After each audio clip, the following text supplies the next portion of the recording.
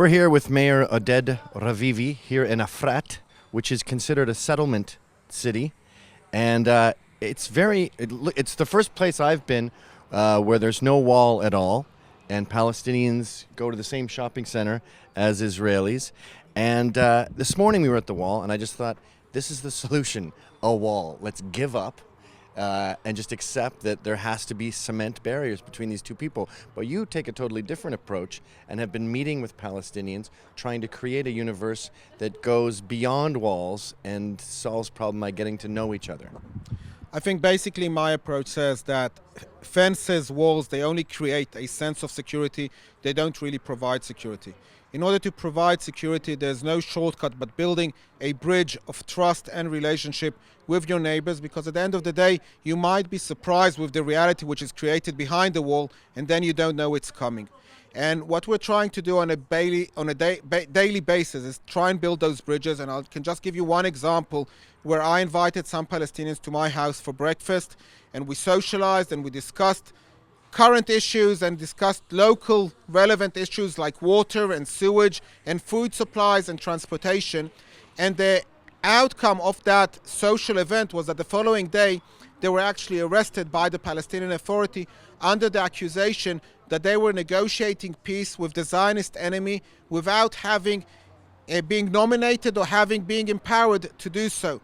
And the day after they get released, after 4.5 days being in prison, the first person they come and meet is actually they come and meet me. And they come and meet me and they say to me, Oded, we know who are the good guys, we know who are the bad guys, we're being terrified, we're being under a lot of pressure and a lot of fear, so we need to keep a bit low profile, but there's no shortcut of us building the relationship with one another and creating that bridge that we can create here a better reality and a better future for our kids.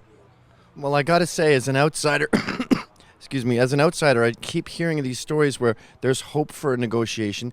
The Israelis reach out, and the Palestinians want to agree. They want a deal, and then this omnipotent force behind them snuffs it out at the last second, which is why I keep going back to this awesome wall. A wall is a technical solution. A wall is something that you can overcome by sending missiles over. You can dig tunnels underneath, and if those don't work, you can come in submarines and light aircrafts.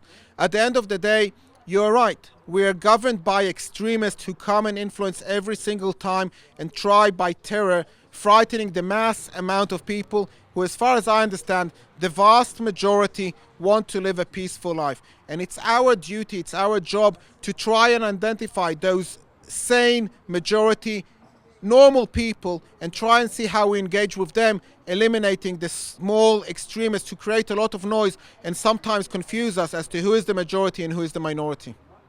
So I'm more right-wing Israeli than you. I don't know if building a wall is the right way. I'm a fascist. I don't know if building a wall is the solution. I think it's an illusion. And I think we need to try and deepen in and try and find the common denominator that on that we can build a mutual relationship, because moving apart only creates illusions which afterwards clash in an unpredictable time.